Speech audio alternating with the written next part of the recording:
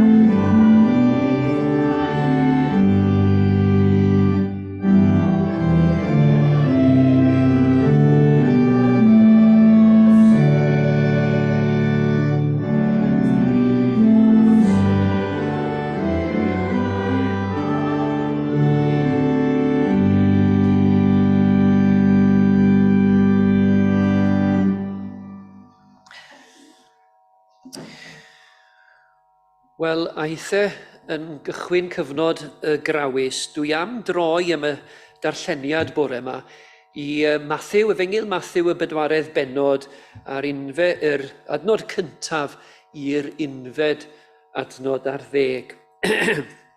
Temptiad Iesu. Yna arweiniwyd Iesu i'r anialwch gan yr ysbryd i gael ei demtio gan y diafol. Wedi ddemprydio am 20 dydd a 20 nos, daeth arno eisiau bwyd. A daeth y temptiwr y dweud wrtho, os mab Duw wyt ti, dywed wrth y cerrig hyn am droi'n fara. Ond atebodd Iesu ef, y mae'n ysgrifenedig, nid ar fara'n unig y bydd rhywun fyw, ond ar bob gair sy'n dod allan o enau Duw. Yna cymerodd y diafol ef i'r ddinas sanctaidd, a'i osod ar dŵr uchaf y deml, a dweud wrtho, os mab Duw wyt ti, bwrw dy hun i lawr, oherwydd y mae'n ysgrifenedig, rhydd o'r chymyn i'w angylion amdanat, byddant yn dygodi ar ei dwylo rhag i ti darod y droed yn erbyn carreg.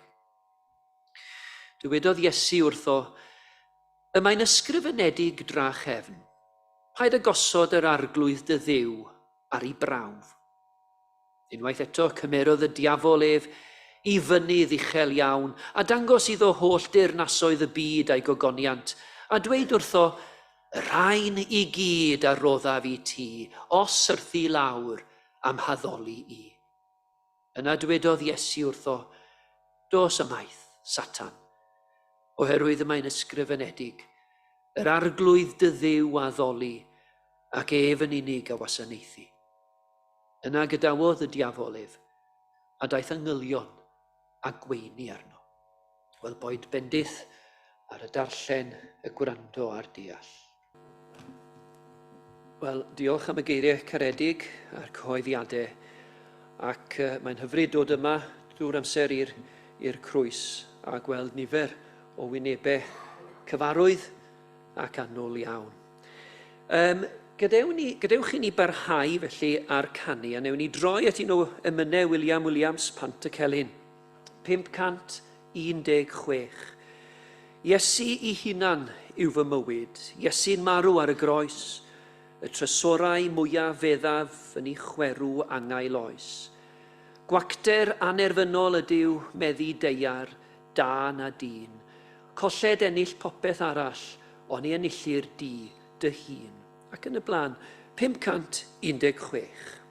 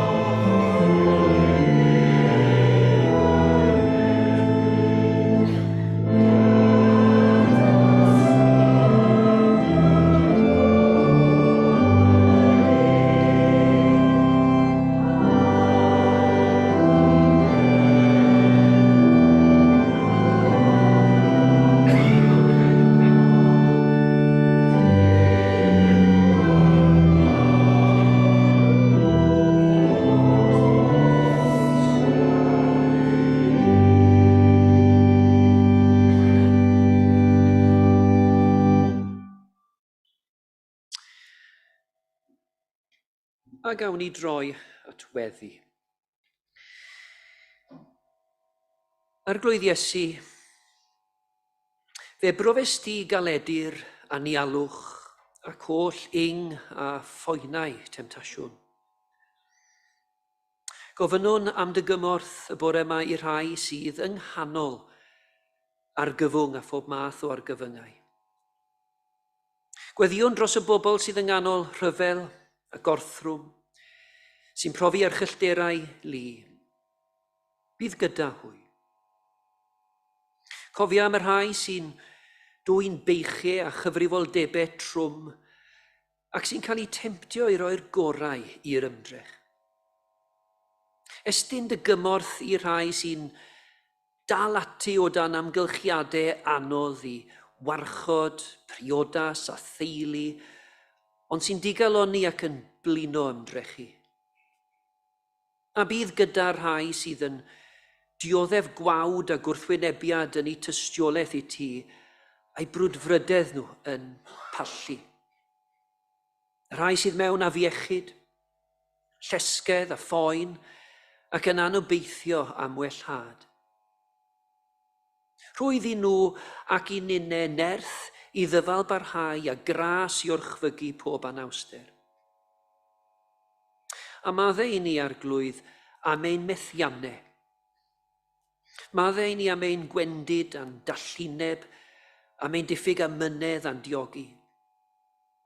A phar i ni weld y llwybr yn glir, y llwybr sut i weithio dros dy deyrnas di.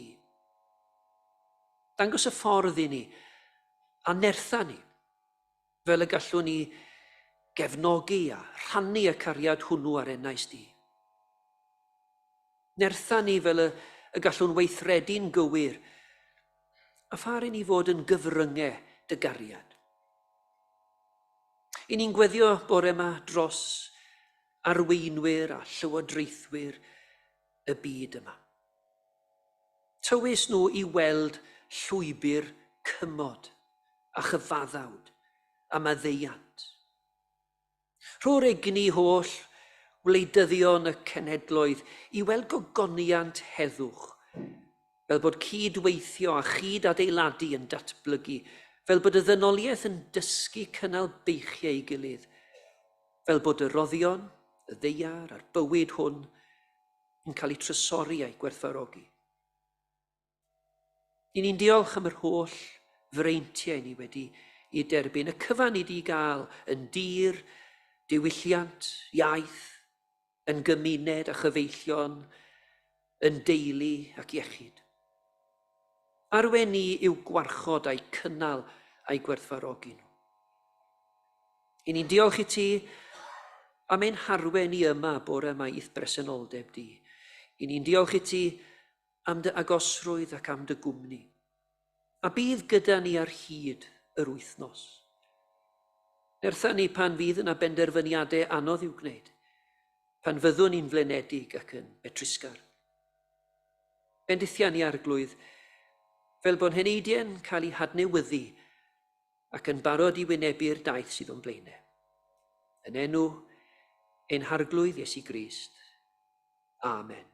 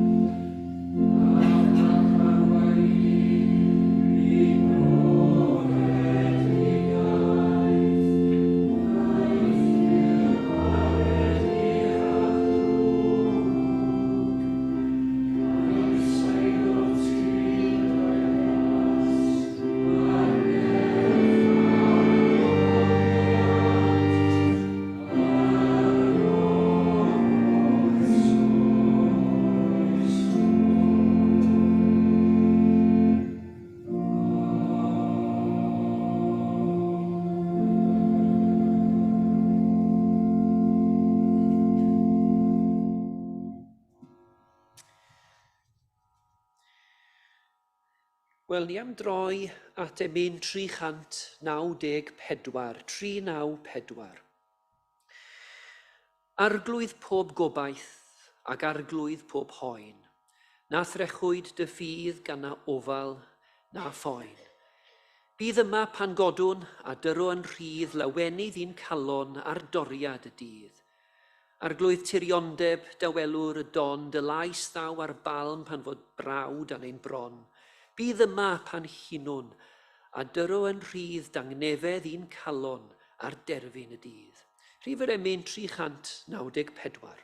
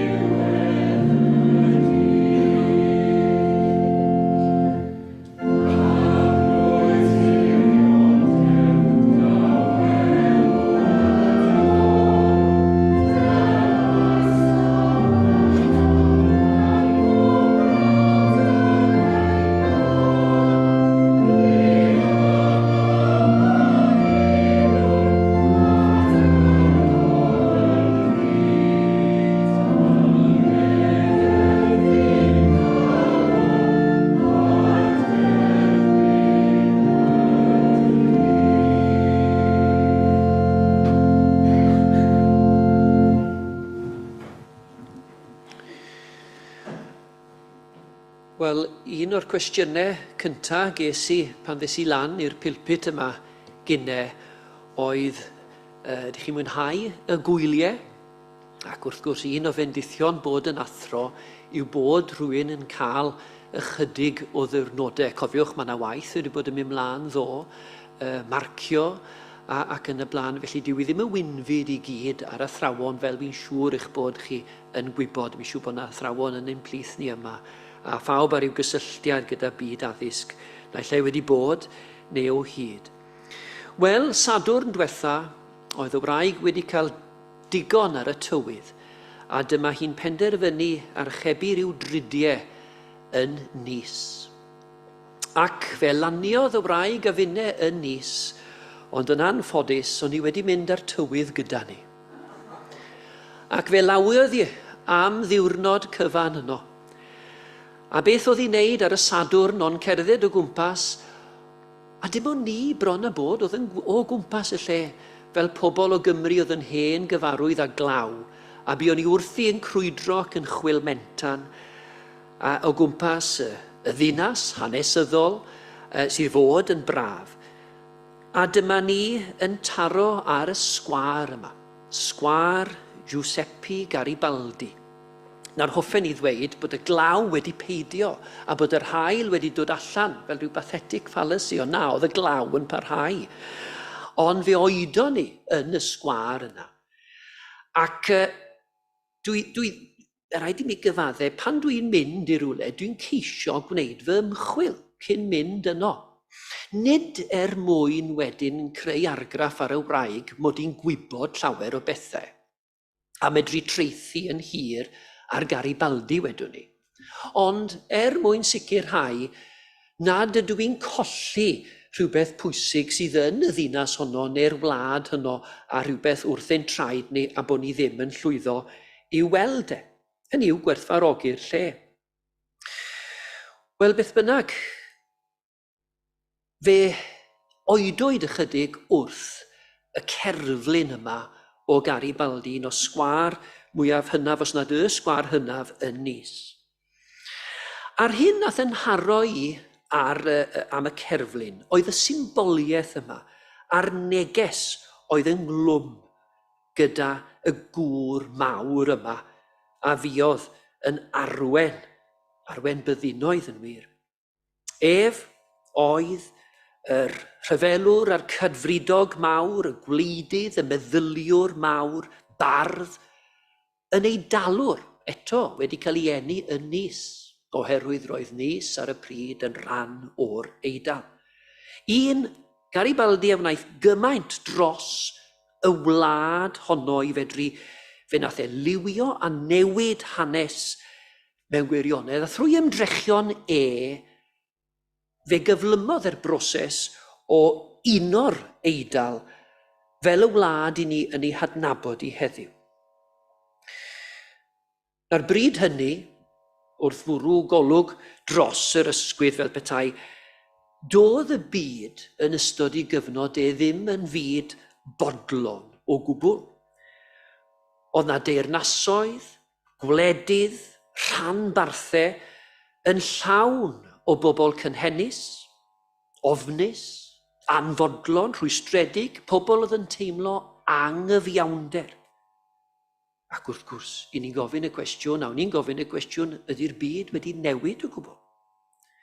Nawr, dwi ddim yn mynd i fynd ar ôl hanes Garibaldi yma yn y Crwys, i hanes e'n llawn troadau cyffroes. Ond, fi am oedi am eiliad gyda'r cerflun yna. Oherwydd, roedd nid yn wynebu'r dre, ond yn wynebu yr Eidal, yn wynebu Tiwryn, Torino. Ac o dano fe, roedd na ddwy wraig, un yn cynrychioli Ffrainc a'r llall yn cynrychioli'r Eidal. Ac roedden nhw yn cadw llygad ar y cryd, ar y plentyn, y baban yma, oedd o dan cerflun mawr Garibaldi. Ac wrth gwrs pwy oedd y plentyn ond Garibaldi a'r wlad newydd, y gobaith, y weledigaeth honno. Ac o boptu'r cerflun, mae yna ddau lew yn pwyso ar ganon, yn cynrychioli y meibion, Menoti a Rici. Ac wrth oedi a syllu ac wrth gwrs oedd rhaid i mi ddringo i fyny'r wal mawr brotestiadau'r wraig mwyn cael y llun yna ac mynd i'r un osgo a Garibaldi ychydig o'r athro drama falle yn dod i'r golwg. Ond wrth gymryd i osgo fe, yn union fel mae gwers drama, ni'n gofyn i blant i actio'r nyrs ac yn sydyn iawn ni'n gofyn y cwestiwn, beth sy'n mynd trw'ch meddwl chi nawr? Beth ych chi'n meddwl am y claf ac ati? Wel, wrth gwrs, o'n i yno'n sefyll ac yn actio fel rhyw Garibaldi a neb o gwmpas, cofiwch. A wrth gwrs, o'n i'n gofyn y cwestiwn, beth yw ein gweledigaeth ni? Beth yw ein nod ni? A faint o benderfyniad sydd gyda ni? A fedrwn ni weld ac adnabod ein harweinydd ni, ac a fedrwn ni ei ddilyn? Dyna gwestiwn fel Cristnogion mae'n rhaid ni ofyn.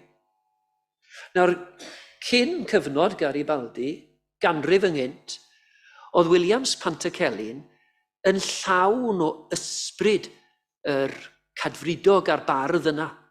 Ac meddai Pantycelyn, marchog, Iesu, yn llwyddiannus gwist y gleddau yng ngwasg dy glin, Ni all deiar dy wrthwynebu, chwaith nag uffern fawr I hun. Mae dy enw mor ardderchog, pob ryw eli'n gilia draw, mae dy arswyd drwy'r gredigaeth, tyrd am hynny mae sylaw. Mae'r sicrwydd y gorfoledd yna, oedd gan a brwdfrydedd a'r penderfyniad oedd gan bant y celyn, rhywsut wedi pylu, wedi diflannu ond yw e. A bydde rhai yn dadle yn gryf iawn, ein bod ni yn yr anialwch yna. Yr anialwch dwi wedi gyfeirio ato fe yn barod yn y darlleniad. Cymaint o bobl, arweinwyr, gwleidyddion, dylanwadwyr, chi'n gwybod pwy yw'r hynny, ar y cyfryngau cymdeithasol. Maen nhw wedi arwen, ein harwen fel pobl felly, yn y neidiau argyfeilior, I dir hesp, I rywun anialdir llwm ysbrydol. Ac os gai fi nôl at y cerflun, canolbwynt y cerflun, yn y pen draw, oedd y baban. Ac oedd na weledigaeth a gobaith a ryw benderfyniad gan yr arweinydd a'i ddilynwyr I warchod y dyfodol a'r plentyn. Nawr, fel y gwyddwch, dwi'n athro Cymraeg, ac dwi'n cyflwyno cerddi lefel A, ac un o'r cerddi ni'n cyflwyno yw Preseli Waldo. A dwi wastad yn oedi wrth gyflwyno'r gerdd Preseli, gyda'r y brawddegau'r llinellau pan mae e'n disgrifio pobl y Preseli. Medde fe hil y gwynt a'r glaw a'r niwl a'r gelaich a'r grig, yn ymgodymu a deiar ac wybren, ac yn cario ac yn estyn yr hael i'r plant o'i plyg. Estyn yr hael i'w plant o'i plyg. Dyna beth yw ymdrech. Roedd ganddyn nhw yr egwyddorion a'r penderfyniad a'r weledigaeth, roedden nhw'n barod I aberthu, I ddioddef a gweithio'n galed mwyn y genedlaeth nesaf, mwyn I plant nhw y dyfodol, yr etifeddion, ac yn creu rhyw frawdoliaeth gyda'i gilydd, bywyd digon caled a thlawd. Ond I dyna yw cariad, ceisio sicrhau y dyfodol diogel a llewyrchus yna. Ac o safbwynt y ffydd bebyddol ac feithon ni mewn I ddwy neu dair eglwys yn Nis. Nid bod Garibaldi yn ffan o gwbl o'r pab ar ffydd bebyddol Gatholig, ond y ddelwedd amlycaf yw'r forwyn fair gyda'r baban. I baban hi, yn ei warchod, yn ei fagu, I gyflwyno i'r byd, ac mae'n gwybod bod yna dreialon mawr yn ei wynebu fe, ac yn ei'n gweld yn ei llyged hi, yn y cerfluniau yma ac yn y lluniau, y gobaith a'r gwewyr.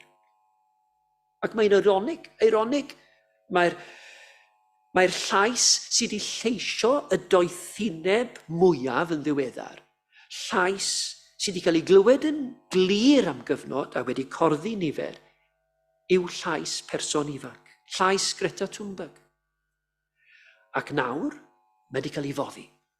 Mae wedi cael ei ddileu gan sŵn y bomiau a'r seithi, a'r holl bryderon a'r cecri am yr economi sy'n gwegian ac yn arwen a dorri a ddewidion a bwriadau da a wneithbwyd ddoi fel petai. Ei torri gan wleidyddion o bob lliw, o sawl gwlad.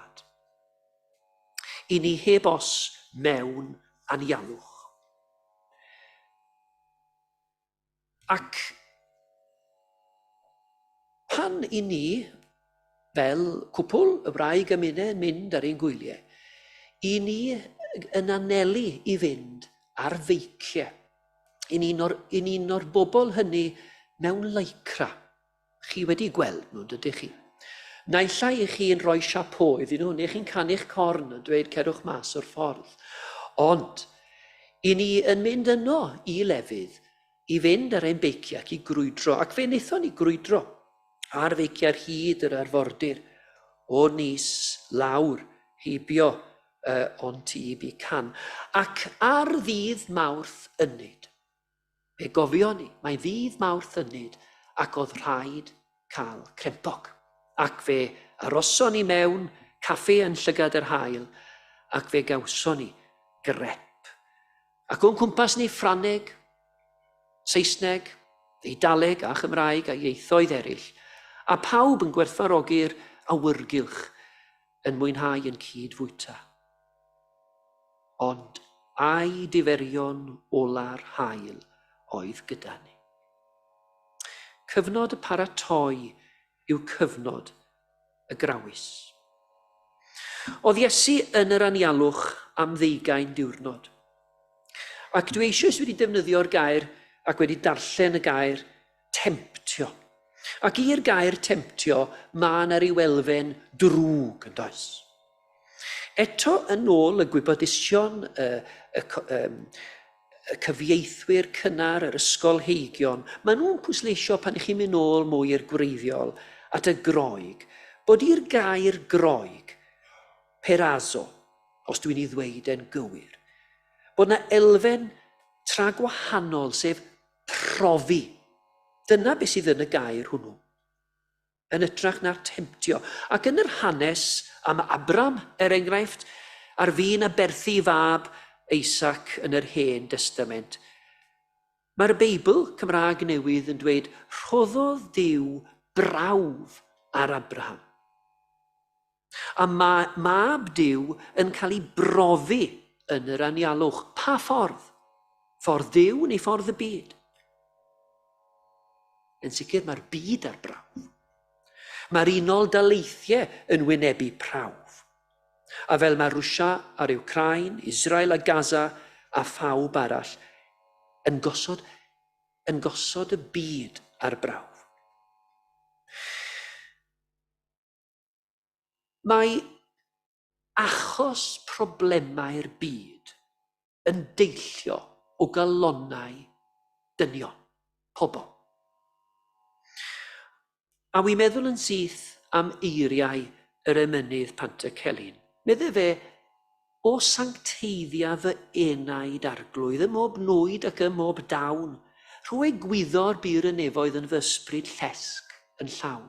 Ac mae'n mynd mlaen i ddweud planna'r egwyddorion hynny'n fy enaid bob yr un, ac sydd megis peraroglau yn dy natur di dy hun. Ond mae'r ddynoliaeth yn ddiddiw, heb Grist. Ac mae pawb fel petai mynd ati i ddelio'n syth gyda'r symptomau.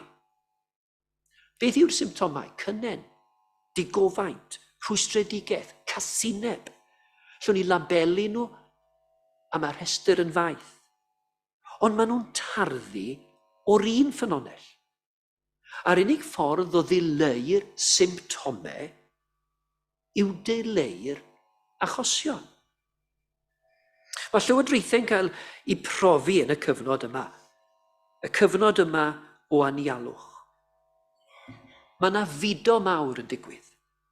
Mae wedi dechrau a dechrau ma fe. Fe fydd e'n parhau, fe fydd e'n cynyddu. Ac ateb sawl gwlad yw ceisio cael drysau gyda chlep. Ac mae pobl yn corddi, hau hadau digon gwenwynig, ond fydd y don o fudwyr ddim yn pallu, ddim yn stopio. Cynyddu fydd i tan bydd gwledydd yn gorfod wynebu ac yn gofyn y cwestiwn, beth yw'r achos tu cefn y mudo? Ac mae'r atebion yn ddigon clir. Tlodi, anghyfiawnder, gorthrwm, newyn, diffyg cyfle, ofn. Ac yn y blaen, felly dwy ffordd sydd, ffordd y byd neu ffordd Duw. A oes yna wir ymdrech camau gweithredol i ddileu yr achosion hynny? Mae yna ddau ryfel mawr yn digwydd ar y funud. Sut mae'r ddynoliaeth? Sut mae Ewrop? Sut mae America yn ymateb? Mae yna merferion mawr ar waith, rehearsal at ryfel, cerbydau byddinoedd yn cael eu cludo yn eu cannoedd. Yr ymarfer milwrol mwyaf ers degawdau lawer, yn baratoi, rhag ofn i Rwsia ymosod ar un o'i chymdogion. Wel, sut mae Rwsia yn mynd i deimlo wrth weld hyn? amser y ddengys. Ond un peth sy'n sicr, nid yw dyfodol ein plant yn edrych yn ddiogel o gwbl. A dwi ddim yn dweud bod angen rhyw Garibaldi arno ni chwaith, cadfridog a milwr medrus, nad o, ond mae angen i gariad, i benderfyniad, i weledigaeth i greu undod, i greu teyrnas heddychlon drwy Ewrop a'r byd. Ac fel dwi a siŵr chithau yn ei gweld un sy'n medru traws newid pobl, a Christ yw hwnnw mab Duw. A'i efengil yw efengil cariad. Bu farw mwyn i eraill gael byw. Mwyn i eraill gael perthynas a Duw. Medde Robin Gwyndaf yn Caneuon Ffydd. Ac fi'n credu bod fel yr emyn cyntaf ganon ni bore yma, yn geirio deisyfiad pob Cristion yn y cyfnod yma. O Iesu annwyl, rhoi ni dynerwch llaw dy ofal di. Tyr datom ni siglo cryd cartrefi poen newynog fyd. Ond rhoi'n weld nad oes i ti na thraed na dwylo, ond ein traed a'n dwylo ni. Mae cyfrifoldeb gyda gras Duw ar ein ysgwyddau ni, yn ein dwylo ni. Mae yna nofel gan Manon Steffan Ros, a dwi'n siŵr bod nifer yno chi wedi darllen Llyfr Glas Nebo. Mae wedi cael ei gosod mewn cyfnod ôl apocalyptaidd, cyfnod a elwyr fel y terfyn. Ac ni'n cael hanes dau berson yn goroesi, y fam, Rowena, a'r mab, Siôn. A maen nhw'n gorfod bod yn hunan gynalio, yn tyfu llysiau, yn adeiladu twneli, tyfu ac yn y blaen. A mae'r stori'n hynod o feilgar. Wedi cael ei chyfeithi i'r Sbeineg a'r Ffrangeg a hynod o arbennig a fe enillodd i wobr fawr Carnegie do. Ac mae'r ddau'n cydweithio, un yn gyfarwydd ar cyfnod cyn y terfyn, a'r llall yn datblygu ac yn tyfu ar ôl y terfyn. A mae gweledigaeth ychydig yn wahanol gyda nhw. Ac mae'r fam yn holi, be fydde ti'n neud? Tase yna rhyw ddau neu dri yn ymddangos yma ac eisiau bwyd. Mae'r mab yn ateb yn hollol gadarn y byddai'n rhoi croeso iddyn nhw ac yn rhannu ei fwyd. Ond beth tase yna lawer yn dod? Be fydde ti'n neud wedyn? A medde'r mab Siôn, wel fe fydden ni'n darganfod ffordd i ymdopi. Fydden ni'n gweithio chydig yn gynletach, yn cynhyrchu mwy, yn rhannu'n ddoeth. Fe fydden ni'n neud ei weithio. Pa mor galed mae'r byd yma'n gweithio dros y ddynoliaeth, dros y plant? Pa mor galed mae'r byd yma yn gweithio i ddatrys y problemau sydd yn deillio o dlodi diffyg adnoddau cyfleuster ac yn y blaen. Yn ôl dogfen y gyhoeddwyd chydig yn ôl, gan astudiaethau strategol y sefydliad rhyngwladol. Fe wariodd, a mynd allan bob blwyddyn, fe wariodd y ddynoliaeth 1.7 triliwn llynedd ar wahanol fyddinoedd ac arfau. Codiad o 9% o'r flwyddyn gynt. Ac eleni, bydd y gwariant dipyn mwy yn ôl yr arbenigwyr. Beth tase'r 1.7 triliwn yna yn cael ei wario ar bethau eraill ar draws y byd? Beth am yr oll biliynau hefyd sydd yn cael ei wneud gan y cwmnioedd mawrion yn elw? Dyw Duw ddim yn mynd i arbed yr un wlad na'r un genedl sydd yn mynd ati geisio codi yn uwch na phawb arall. A'r unig wlad sy'n mynd i oroesi yn y pen draw yw honno bydd ei phobl yn weithgar ac yn ceisio adeiladu'r deyrnas honno roedd Crist yn ei chyflwyno. A mae hyn yn gofyn am ddewrder, menter, ymroddiad. Mae hyn yn gofyn am gymryd risg, torri tir newydd.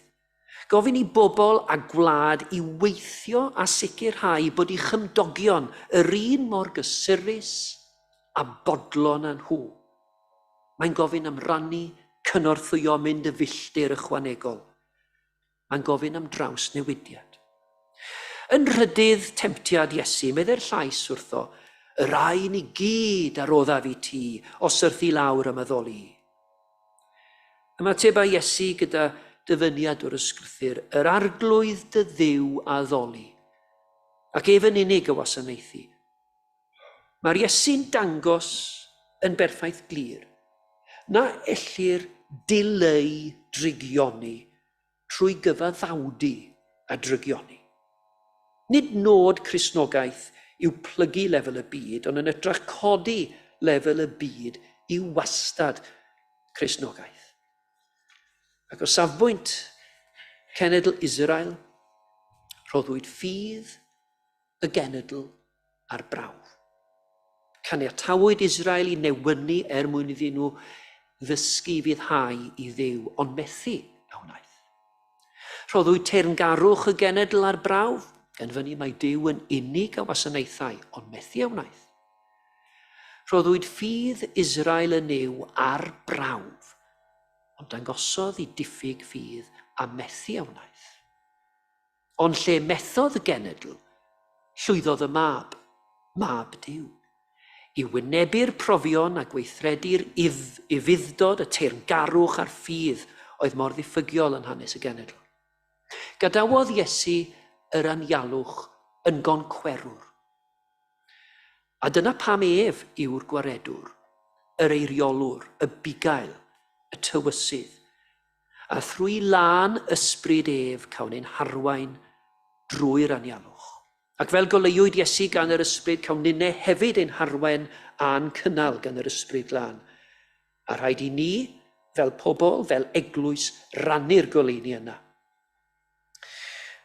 Ac i gloi, dwi wrthi'n newydd brynu'r gyfrol hyfryd fach yma, gan M. Wyn Thomas, Poems from the Soul. A mae e wedi dewis i ddeuddeg emyn ef, mae e'n ystyried fel emynau mawr Cymru, deuddeg ohonyn. A difyr yw dysgu bod gwilym hiraethog, sgwennwr, sylwebydd, gweinidog yn Lerpwl am 10 mlynedd ar hugain, i fod wedi bod yn llythyru gyda Garibaldi. Ac roedd Gwilym Hiraethog yn perthyn i ryw ochr radical diwylliant y capel yn ei gyfnod, yn ymgyrchydd rhyddid mewn sawl maes. A dwi am gloi y gwasanaeth bore yma gyda un o'i emynau mawr ef, emyn sy'n cael ei thrafod yn y gyfrol hon.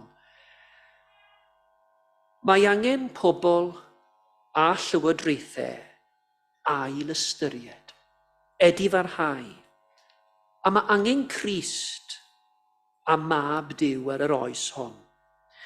Ac yn ei emyn a chi'n gyfarwydd ar emyn, dyma gariad fel y moroedd, yn yr ail bennill, mae yna weledigaeth o olygfa apocalyptaidd. Nid o ddydd y farn, nage, ond o ddydd maddeiant, tosturi, trigaredd a chariad diben draw. Felly newn ni orffen y gwasanaeth bore yma trwy gyd ganu yr emyn 205. Dyma gariad fel y moroedd, tosturiaethau fel y llu. Tywysog bywyd pur yn marw i brynu'n bywyd ni. Pwy all beidio chofio amdano? Pwy all beidio threithi glod? Dyma gariad nad a'n angof tra bo nefoedd wen yn bod. Ar Galfaria yr ymrwygodd holl ffynhonnau'r dyfnder mawr. Torodd holl argeiau'r nefoedd oedd yn gyfan hyd yn awr. Gras a chariad megis dilyw, yn ymdywallt yma ynghyd, a chyfiawnder pur a heddwch yn cusanu euog fyd. Rhif yr emyn 205.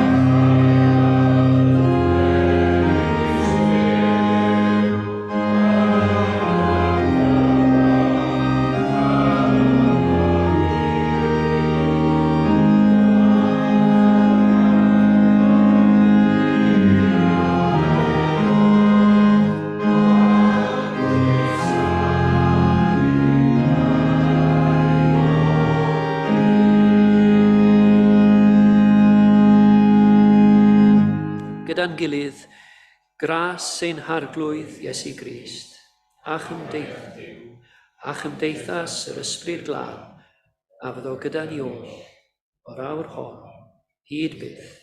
Amen.